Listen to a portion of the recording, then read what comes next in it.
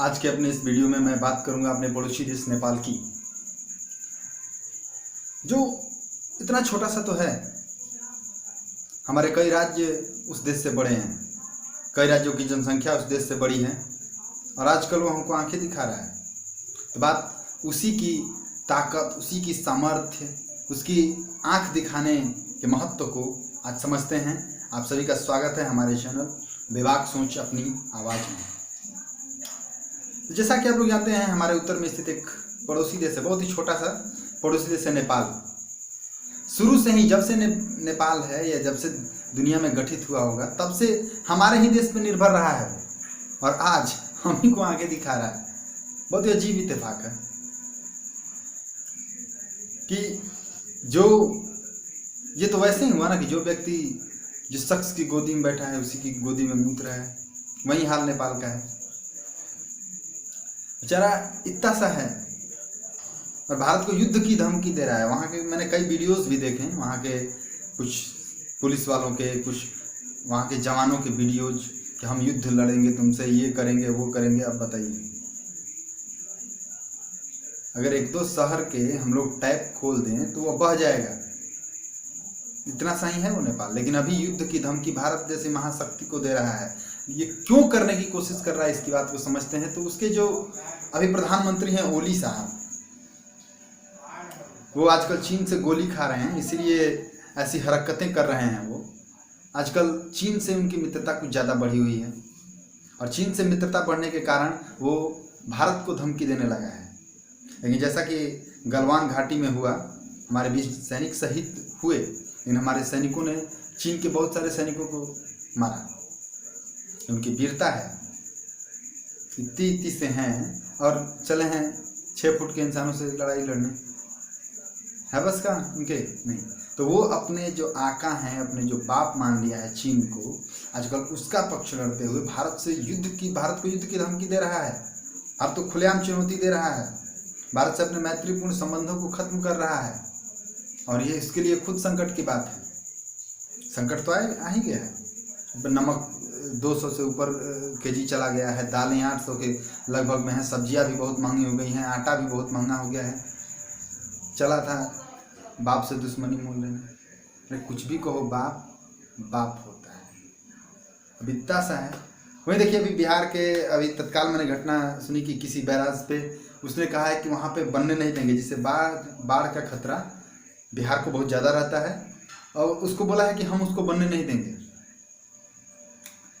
कई लोग प्रश्न चिन्ह भी उठा रहे हैं भारत सरकार पे कि आजकल नेपाल हमको धमकी देने लगा, ये धमकी देने लगा। अरे बात वही है भाई कि कुत्ते भौंकते हैं, हाथी चलता है। अब भारत की बदनामी ही होगी अगर भारत नेपाल जैसे देश पर आक्रमण करता है। जिस चीन की हिम्मत नहीं है आज के डेट में कि वो भारत को आंखें दिखा सके, तो नेपाल क्या आंखें दिखाएगा।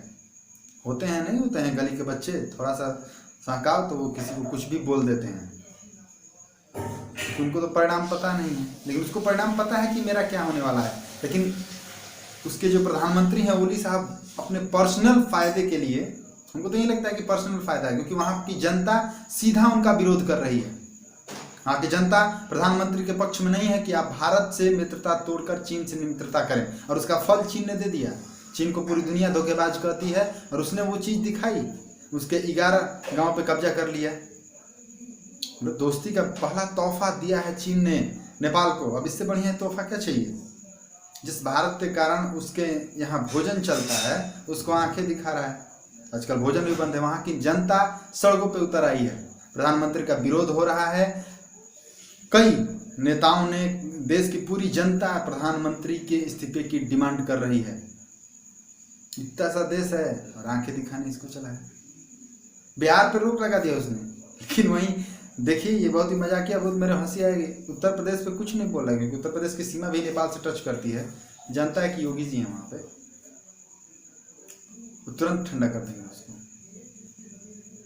उसको डर है कि कहीं योगी जी से पंगा लेने पे कहीं योगी जी उसका नाम न चेंज कर दें, राम जी का ससुराल उसका नाम हो जाएगा। तो ये तो फनी बात है, लेकिन औकात नहीं है 5 मिनट भी युद्ध में लड़ने की। और आजकल भारत को आंखें दिखाने वाले नेपाल की हालत सभी लोगों ने देखी है। और ऐसे इसके बारे में सोचना ही क्या है जो हमारा कुछ नहीं बिगाड़ सकते। उनसे हमें 0.5% की भी 0.1% की भी हानि नहीं है। और जो लोग हिसाब मांग रहे हैं कि उस पर आक्रमण क्यों नहीं किया जा रहा है, अरे क्या आक्रमण करें, मानो या ना मानो नेपाल भारत का ही तो हिस्सा है, हिस्सा ही है, वो कहीं जाने वाला नहीं है। अभी है अपने पर्सनल बेनिफिट के लिए चीन से मिला हुआ है, उसका फायदा चीन ने दे दिया उसको। बहुत जल्द भारत के पैरों में खुद आकर गिरेगा वो और कहेगा सेव मी, सेव मी। और भारत का दिल उतना बड़ा है कि उसकी सहायता करेगा भारत, हमेशा जैसे भारत ने किया है। और छोटे बच्चे की शैतानी पे क्या करना, क्या गुस्सा करना, क्या बदला लेना उसका। तो नेपाल एक छोटे बच्चे की तरह ही है जो थोड़ा चढ़ाने पे अभी चढ़कर भारत का विरोध कर रहा है। उसके बस की बात नहीं कि वो ज़्यादा दिनों तक ऐसा कर पाए, इसके लिए निश्चिंत रहें। और मुझे तो हंसी आती है उसकी शैतानी पे। ऐसे शैतानों से क्या परिणाम होने वाला है फ्यूचर में बहुत ही जल्द आप लोग देखेंगे, और उस परिणाम को भी हम आपके सामने लेकर आएंगे। तो बने रहिए हमारे साथ। अगर आपको ये बात पसंद आई तो हमारे चैनल को लाइक और सब्सक्राइब करना न भूलें।